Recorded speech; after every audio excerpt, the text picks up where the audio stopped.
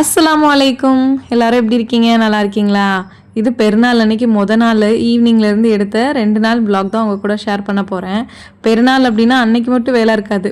நாள்லேருந்து நம்ம பார்க்க ஆரம்பித்தாதான் அன்னைக்கு எல்லா வேலையுமே நடக்கும். இறங்கு கீழே இறங்கு. நான் ஒன்றுமே சொல்லலை, குலாப் ஜாமுன் செய்ய போகிறேன்னு தான் சொன்னேன். மேடம் கிச்சனை விட்டு நகலவே இல்லை. நான் உங்களுக்கு ஹெல்ப் பண்ணுறேன், நான் மாவு பிசைஞ்சு தரேன் அப்படின்னு சொல்லிட்டு கிச்சனில் வந்து நின்று அந்த ஸ்டிக்கரை பிக்கிறது தான் வேலை. நீங்கள் எல்லாருமே கேட்குறீங்க, ஸ்டிக்கர் எல்லாமே வீணாக போச்சு, வேறு ஏதாவது ஒட்டலாம்ல, பார்க்குறதுக்கு நீட்டாக இல்லைன்னு சொல்லி. இந்த பிள்ளைய ஸ்கூலில் சேர்த்துக்கிட்டு மாற்றலாம் அப்படின்னு தான் நானும் வெயிட் பண்ணிகிட்டு இருக்கேன். ஏன்னா எல்லா பக்கமும் கையில் எட்டுற வரைக்கும் ஃபுல்லாக ஸ்டிக்கர் எல்லாம் பிச்சு போட்டுறது தான் இவங்க வேலை. அவங்க கைக்கு எட்டாத இடத்துல இருக்க ஸ்டிக்கர் மட்டும்தான் பார்க்குறதுக்கு கொஞ்சம் நீட்டாக தப்பிச்சுக்கிட்டு இருக்கு. ஜீனி பாகு செஞ்சிடலாம் குலாப் ஜாமுனுக்கு அப்படின்னு சொல்லிட்டு ஃபஸ்ட்டு கொஞ்சமாக தண்ணி சேர்த்துட்டு அதில் ஒரே ஒரு ஏலக்காய் பிச்சு போட்டேன். ஃப்ளேவர் நல்லாயிருக்கும். உங்களுக்கு பிடிச்சா சேர்த்துக்கலாம், இல்லாட்டி ஸ்கிப் பண்ணிக்கலாம். ஜீனி வந்து எனக்கு அளவெல்லாம் தெரியாது, கொஞ்சம் கெட்டியாக இருக்கணும்.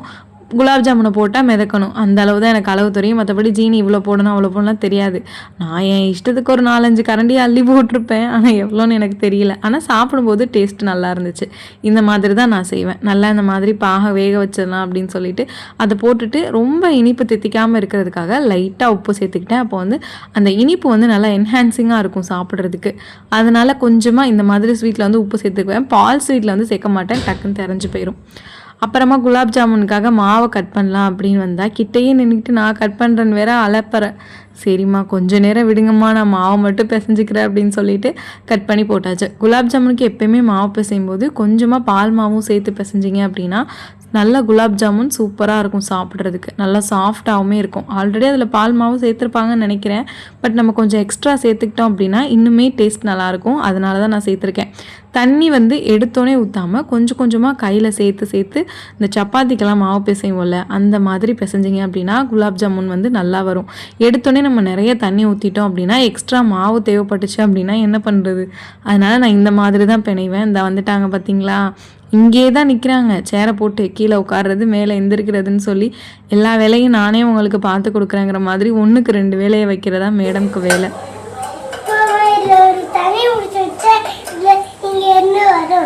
வேணாம்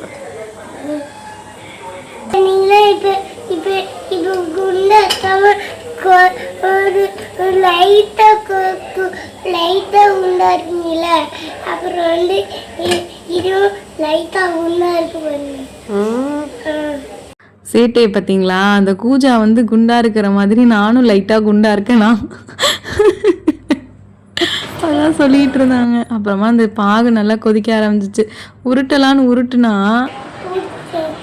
ஐயோ தரையில் வைக்கக்கூடாது.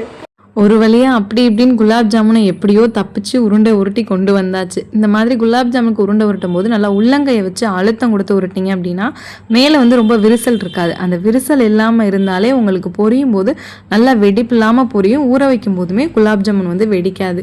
நான் இன்னைக்கு வந்து பாமாயில் இருக்கும் இல்லையா, ரேஷன் கடை எண்ணெயில் கொஞ்சமாக பட்டர் சேர்த்துக்கிட்டேன். ஃப்ளேவர் நல்லாயிருக்கும் அப்படிங்கிறனால நீங்கள் அது கூட நெய் கூட சேர்த்துக்கலாம். பட் கடலை எண்ணெயிலையோ முழுசாக நெய்யிலையோ செஞ்சோம் அப்படின்னா பயங்கரமாக திகட்டும்.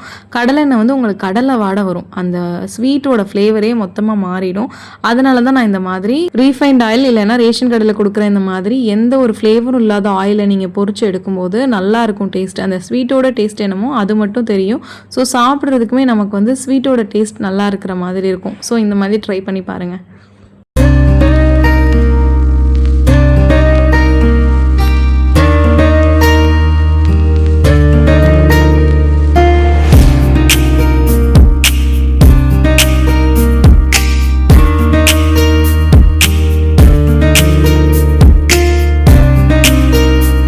குலாப் ஜாமுன் பொரிக்கும் போது ஹை ஃப்ளேமில் இல்லாமல் மீடியம் ஃப்ளேம் இல்லை சிம்மில் வச்சு பொரிச்சு எடுக்கும்போது உங்களுக்கு உள்ளேயும் நல்லா வெந்து வரும்.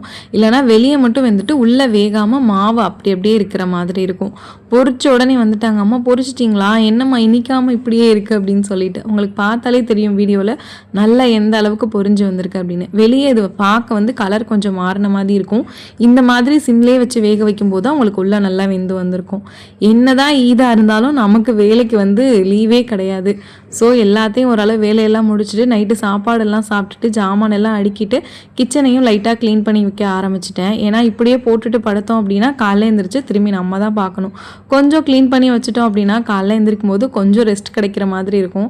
அதனால் எப்போயுமே நான் நைட் ரொட்டீன் ஃபாலோ பண்ணுவேன், உங்களுக்கே தெரியும். ஸோ அதே மாதிரி தான் இன்றைக்கும் சின்ன சின்ன க்ளீனிங் ஒர்க் எல்லாமே பார்த்துட்டேன். இன்றைக்கி நோன்பு திறந்ததுலேருந்தே ரொம்ப டயர்டாக இருக்க மாதிரி இருந்துச்சு. ஒரு வேலையுமே ஒழுங்காக பார்க்க முடியலை.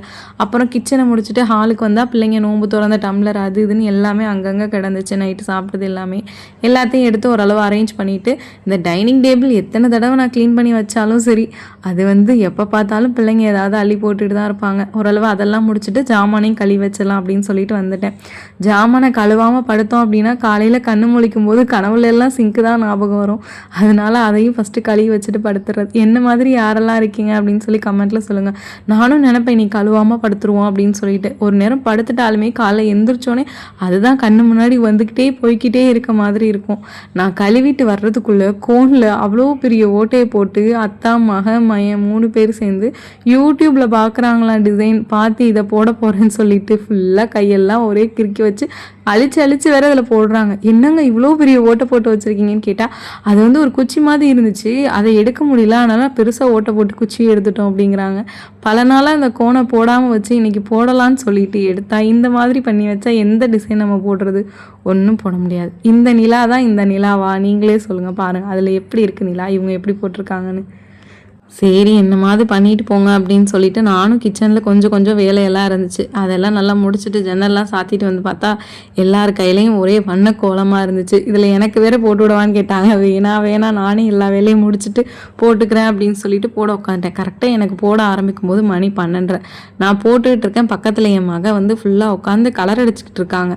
ஒரு க்ரையான் எடுத்து வச்சுக்கிட்டு வரைஞ்சி இதான் ஏ, இதான் பி, இதான் பறவைன்னு சொல்லிட்டு ஃபுல்லாக உட்காந்து ஒரே கலரிங்காக இருந்துச்சு. அம்மா படுமா நீ கொஞ்ச நேரம் அப்படின்னு சொல்லிட்டு படுக்க வச்சாச்சு. கோனை போட்டோம்ல உடனே அழிச்சிருவாங்க மேடம், வச்சுக்கவே மாட்டாங்க. இது ஈதனைக்கு காலையில் கரெக்டாக 4:45 எந்திரிச்சிட்டேன். எந்திரிச்சோடனே ஃபஸ்ட்டு லைட் ஆன் பண்ணிவிட்டு கையை கழுவிட்டு கையை தான் பார்த்தேன் டிசைன் எப்படி இருக்குன்னு சொல்லிட்டு. பேனாவெல்லாம் வச்சு போட்டோமே எந்த மாதிரி வந்திருக்கு அப்படின்னு சொல்லிட்டு புதுசாக இப்போ தான் அதை ட்ரை பண்ணியிருந்தேன். எந்திரிச்சோடனே ஒரு குலாப் ஜாமுன் எடுத்து உள்ள அமுக்கிட்டு வேலையை பார்க்க ஆரம்பிச்சாச்சு. கலராக எல்லாரும் அடுக்கி வைக்கும்போது வீட்டில் இருக்கவங்களுக்கு தெரியாது அதுக்கு பின்னாடி எவ்வளோ வேலை இருக்குதுன்னு சொல்லிட்டு. ஒரு சாம்பாராக இருந்தாலும் அதுக்கு எவ்வளோ வேலை இருக்குது. இன்றைக்கி எனக்கு எப்போயுமே சின்ன பிள்ளையிலேருந்து இட்லி சாம்பார்னால் ரொம்ப பிடிக்கும். எனக்கு நோன்புக்கு எது இருக்கோ இல்லையோ இட்லி சாம்பார் அப்புறம் மேகி இது ரொம்ப பிடிக்கும் எனக்கு. சின்ன பிள்ளையிலேருந்து எங்கள் அம்மா எங்களுக்கு எப்போ நோன்பு வந்தாலுமே இட்லி சாம்பார் வச்சு கொடுப்பாங்க. அம்மா எப்படி வைப்பாங்க அப்படின்னா நைட்டே காய்கறி எல்லாம் போட்டு விசில் வச்சு எடுத்து வச்சுருவாங்க. காலையில் எழுந்திரிச்சு எங்களுக்கு தாளித்து இட்லியை வச்சு இல்லை தோசை சுட்டு கொடுப்பாங்க. சாப்பிட்றதுக்கு அவ்வளோ டேஸ்ட்டாக இருக்கும். அதுலேருந்து எனக்குமே என்னென்னா நோன்புக்கு நாள் இதை செஞ்சு வச்சோன்னு நினைப்பேன். பட் சளிச்சு போயிருமோன்னு பயத்துலேயே நான் காலையிலேயே செஞ்சுக்கிறது. காலையில் எந்திரிச்சு குட்டி குட்டியாக காய்கறி எல்லாம் கட் பண்ணி வெங்காயம் தக்காளி கத்திரிக்காய் உருளைக்கிழங்கு வேறு எதுவும் இன்றைக்கி பெருசாக சேர்க்கல. அது கூட கொஞ்சமாக மஞ்சள் பொடி உப்பு இதெல்லாம் சேர்த்து நல்லா ஒரு 4 விசில் விட்டோம் அப்படின்னா சூப்பராக சாம்பார் ரெடி ஆயிரும். கூடவே உப்பு கொஞ்சமாக ஆச்சியோட சாம்பார் மசாலா இப்போ ஒன்று லான்ச் பண்ணியிருக்காங்க, ஹோட்டல் மசாலான்னு சொல்லிட்டு. அது டேஸ்ட் இப்போ கொஞ்சம் நல்லாயிருக்கு இட்லி சாம்பாருக்கு. அதனால் அதை தான் சேர்த்துக்கிட்டேன். பாஸ்தா எனக்கு ரொம்ப பிடிக்கும். எனக்குன்னு இல்லை பிள்ளைங்க எல்லாருக்குமே ரொம்ப பிடிக்கும். மேகி இல்லை பாஸ்தா ஏதாவது செய்யணும். ஸோ மேகி இல்லை, இருக்கிறது பாஸ்தா தான். ஸோ இருக்கிறத வச்சு செஞ்சுக்கலாம் அப்படின்னு சொல்லிட்டு ஒரு பாக்கெட் மட்டும்தான் இருந்துச்சு. அந்த ஒரு பாக்கெட் மட்டும் செஞ்சால் போதும் அப்படின்னு சொல்லிட்டு செய்ய ஸ்டார்ட் பண்ணிட்டேன். அதுக்கு 2 பல்லாரி வெங்காயத்தை நல்லா நீல வாக்கில் கட் பண்ணிட்டு அதை திரும்பி கட்டமாக கட் பண்ணி எடுத்து வச்சுட்டேன். தண்ணி கொதிக்க வச்சுருந்தோம்ல அதில் கொஞ்சமாக உப்பு எண்ணெய் சேர்த்து பாஸ்தாவை கொதிக்க வச்சிங்க அப்படின்னா பாஸ்தா நல்லா உதிரியாக சாப்பிட்றதுக்குமே செம்ம டேஸ்ட்டாக இருக்கும். தக்காளியை எப்போயுமே நான் பாஸ்தாவுக்கு அரைச்சி தான் சேர்ப்பேன். ஏன்னா தக்காளி அரைச்சி சேர்க்கும் போது என்ன ஆகும் அப்படின்னா கிரேவி நல்லாயிருக்கும். பாஸ்தாவோட அந்த மசாலா நல்லா கோட் ஆகுற மாதிரி இருக்கும். இப்போ பாஸ்தாவுக்கு நம்ம தனியாக வீட்டில் சோயா சாஸ் சில்லி சாஸ் எதுவுமே சேர்க்க மாட்டோம்ல. ஸோ இந்த மாதிரி நீங்கள் தக்காளியை அரைச்சி போடும்போது ஃப்ளேவர் இன்னுமே நல்லாயிருக்கும். அரசியலில் இதெல்லாம் சாதாரண வைப்பாங்கிற மாதிரி தான் சமைக்கும் போது இந்த மாதிரி பல சம்பவங்கள் டெய்லியும் அரங்கேறிட்டு தான் இருக்குது. இருந்தாலும் என்ன பண்ணுறது, அதெல்லாம் நம்ம கருத்தில் கொள்ளாமல் அடுத்த கட்ட வேலையை ஆரம்பிச்சிடணும். அப்படி தான் அடுத்து கேப்சிகம் கட் பண்ண ஸ்டார்ட் பண்ணிட்டேன். பீன்ஸ் கேரட் ஏதாவது சேர்ப்போன்னு பார்த்தேன், எப்போயுமே அதான் சேர்க்குறோம். இன்றைக்கி கொஞ்சம் ஃப்ளேவர் டிஃப்ரெண்ட்டாக இருக்கட்டும் அப்படின்னு சொல்லிட்டு கேப்சிகம் கட் பண்ணினேன். அதுக்குள்ளே சாம்பார் விசில் வந்துருச்சு. பாஸ்தாவுமே நல்லா வேக வச்சு எடுத்து வச்சுட்டேன். அதனால் பச்சை தண்ணியில் கழுவி எடுத்து வச்சிட்டோம் அப்படின்னா நல்லா உதிரி உதிரியாக இருக்கும். கடாயில் கொஞ்சமாக எண்ணெய் சேர்த்துட்டு நம்ம கட் பண்ணி வச்சிருந்த வெங்காயம் இருக்குல்ல, அதை சேர்த்து நல்லா வதக்கி விட்டுருங்க. வெங்காயம் வதங்கிட்டு இருக்கும்போதே நீங்கள் வந்து குடமிளகா சேர்த்துக்கோங்க. குடமிளகா சேர்த்து ஒரு வதக்கிட்டு நம்ம அரைச்சி வச்சிருந்த தக்காளி பேஸ்ட்டையும் சேர்த்து நல்லா சிம்மில் வச்சு வதக்கிட்டு இல்லை மூடி வச்சு கூட வேக விட்டிங்க அப்படின்னா அதுவுமே நல்லா வெந்து வந்துடும். அதுக்குள்ளே இங்கே சாம்பாருமே ரெடி ஆயிடுச்சு. அதில் தேவையான அளவு தண்ணி சேர்த்துட்டு பச்சை மிளகா போட்டிருந்ததை அதுலேருந்து எடுத்துட்டேன். ஏன்னா அப்போ பிள்ளைங்களுக்கு ரொம்ப உரப்பு இறங்கிடும்ல, அதனால அதுக்குள்ளே பாஸ்தாவுக்கு இஞ்சி பூண்டெல்லாம் சேர்த்துட்டு இந்த பக்கம் வந்து சாம்பாருக்கு தாளிப்புக்கு என்னென்ன போடணுமோ எல்லாம் போட்டு அதையும் தாளித்து எடுத்து வச்சுட்டேன். அதுக்குள்ளே இங்கே வந்து வதங்கி வந்துருச்சு. அப்புறமா இதில் வந்து கொஞ்சமாக மேகி மசாலா, கொஞ்சமாக சிக்கன் மசாலா, கொஞ்சமாக உப்பு சேர்த்து நல்லா இந்த மாதிரி கிளறி விட்டுட்டு கொஞ்சமாக தண்ணி சேர்த்துக்கிட்டேன். அப்போ தான் வந்து கொஞ்சம் வந்து அந்த காய்கறி எல்லாம் வேகும், சாசியாகவும் இருக்கும். அது கூட 2 முட்டை சேர்த்துருக்கேன். முட்டை சேர்த்து சிம்மில் வச்சிட்டோம் அப்படின்னா நல்லா அது வெந்துட்டுருக்கும். அந்த கேப்பில் இட்லி ஊற்றி வச்சிடலாம் அப்படின்னு சொல்லிட்டு இட்லி மாவு நைட்டே அரைச்சி வச்சுட்டேன். காலையில் எழுந்திரிச்சு இட்லி ஊற்றி சாப்பிட்டா தான் நமக்கு சாப்பிட்ட மாதிரி இருக்கும். வெறும் இந்த பாஸ்தா இதெல்லாம் சாப்பிட்டாலாம் வயிறு ரெம்பாது. அதனால தான் நான் வந்து எனக்கு எப்போயுமே இட்லி ஊற்றிக்குவேன். எனக்கு வந்து நோன்பு அப்படின்னாலே இட்லி சாம்பார் இந்த மாதிரி தான் எனக்கு ரொம்ப பிடிக்கும். நல்லா முட்டையுமே வெந்து வந்துருச்சு. இந்த ஸ்டேஜில் பாஸ்தாவை சேர்த்தோம் அப்படின்னா டேஸ்ட் நல்லாயிருக்கும். இதில் வந்து நிறைய மசாலா நீங்கள் வந்து சேர்த்துக்கலாம். நான் வந்து பிள்ளைங்க சாப்பிட்றதுனால ரொம்ப உரப்பு வேணாம் அப்படின்னு சொல்லிட்டு கொஞ்சமாக மசாலா சேர்த்துருக்கேன். உங்களுக்கு தேவையான அளவு நீங்கள் மசாலா சேர்த்துக்கோங்க. அந்த மேகி மசாலா இல்லை வீட்டில் இருக்க மசாலா எது வேணாலும் சேர்த்துக்கலாம், நல்லாயிருக்கும். இட்லியும் நல்லா வேக வச்சுட்டு எல்லாமே ஓரளவு முடிஞ்சிருச்சு வேலையெல்லாம். கிச்சனையும் க்ளீன் பண்ணுறதெல்லாம் க்ளீன் பண்ணிவிட்டு அதுக்கப்புறமா எந்த ட்ரெஸ் போடலாம் அப்படின்னு ஒரே கன்ஃபியூஷன்லேயே இருந்தேன். சரி கரெக்டாக அந்த ப்ளூவே செலக்ட் பண்ணிக்கலாம் அப்படின்னு சொல்லிட்டு ப்ளூவை எடுத்தாச்சு. பாப்பாவுக்கு இந்த கெவுன் தான் வாங்கியிருந்தோம். எனக்கு இது ரொம்ப பிடிச்சிருந்துச்சு. அப்புறமா காலைல வந்தோடனே என் கையை பார்த்துட்டு, அம்மா எனக்கு மட்டும் செவக்கலை, உங்களுக்கு மட்டும் எப்படிம்மா செவந்திருக்குன்னு கேட்டால், நான் வந்து நைட்டு ஃபுல்லாக வச்சுருந்தேம்மா, நீ உடனே எடுத்துட்டீங்க அப்படின்னு சொல்லிட்டு பேசிக்கிட்டு இருந்தேன் பாப்பாவோட.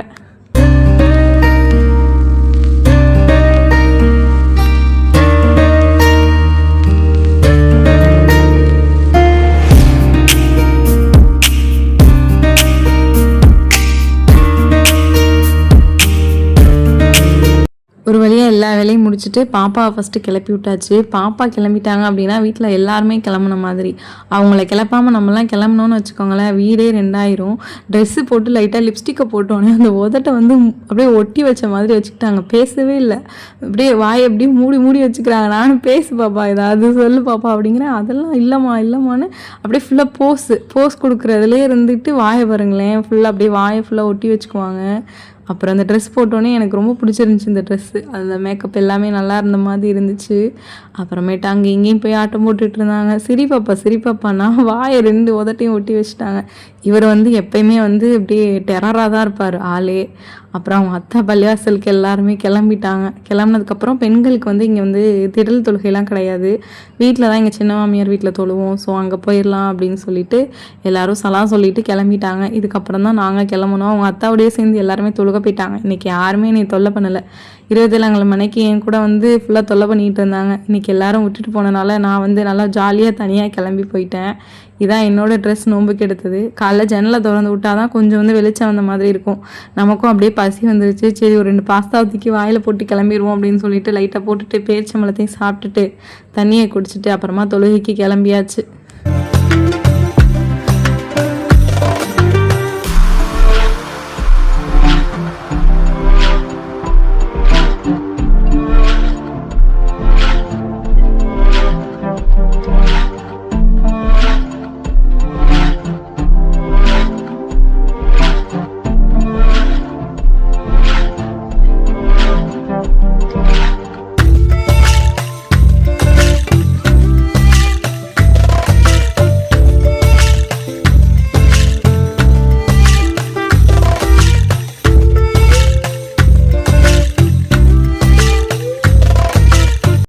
தொழுகைக்கு போயிட்டு வந்தோடனே பிள்ளைங்க எல்லாருமே பசிக்குதுன்னு சொல்ல ஆரம்பிச்சிட்டாங்க. எல்லாருமே ஒருத்தருக்கு சலாம் கொடுத்துட்டு அடுத்த சாப்பாடெல்லாம் எடுத்து வச்சு கொடுத்தாச்சு பிள்ளைங்களுக்கு. இதுலேயுமே தனித்தனியாக வச்சு கொடுக்கல அப்படின்னா சண்டை வர ஆரம்பிச்சிடும்.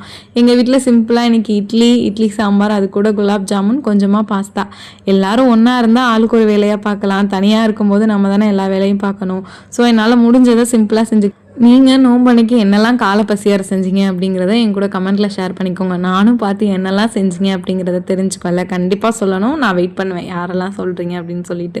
அப்புறமா காலைல சாப்பாடு வேலையெல்லாம் முடிச்சுட்டு திருப்பியும் ரொட்டீனாக ஜாமானெல்லாம் கழுவி வச்சுட்டு நோன்பு காசை வாங்கிட்டு எங்கேயாவது போகலாம் அப்படின்னு சொல்லிட்டு சும்மா வெளியே எங்கேயாவது போகலாம் அப்படின்னு கிளம்புனோம்.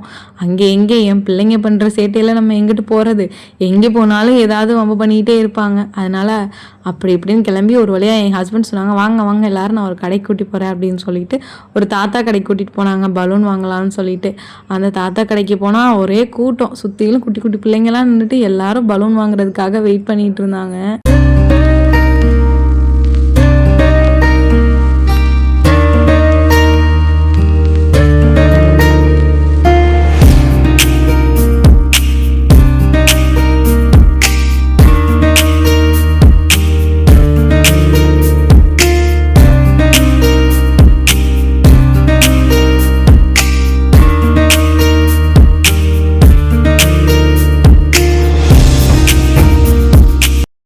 பலூனை வாங்கிட்டு எனக்கு நோம்புக்கு வந்து நீங்கள் வந்து வாட்டர் கேன் வாங்கி கொடுங்க அப்படின்னு சொல்லியிருந்தேன். அதனால் இப்போ எனக்கு 2 வாட்டர் கேன் வாங்கிட்டு வந்தோம். நோம்புக்கு எனக்கு கிடைச்ச பெரிய கிஃப்ட்னா இதுதான். நான் வந்து கொஷின் ஆன்சரில் வந்து பார்ட்டிசிபேட் பண்ணியிருந்தேனா, அதுக்கு வந்து எனக்கு இந்த கிஃப்ட்லாம் கொடுத்துருந்தாங்க. இவ்வளோ நாள் கஷ்டப்பட்டதுக்கு ஏதாவது ஒரு சின்ன பலன் கிடைக்கும் போது அது சந்தோஷமாக தானே இருக்கும். அது வந்த போது நான் பிரிக்கவே இல்லை. இவங்க வந்தோடனே பிரிக்கலாம் அப்படின்னு சொல்லிட்டு வச்சுருந்தேன். மறுநாள் தான் வந்துச்சு.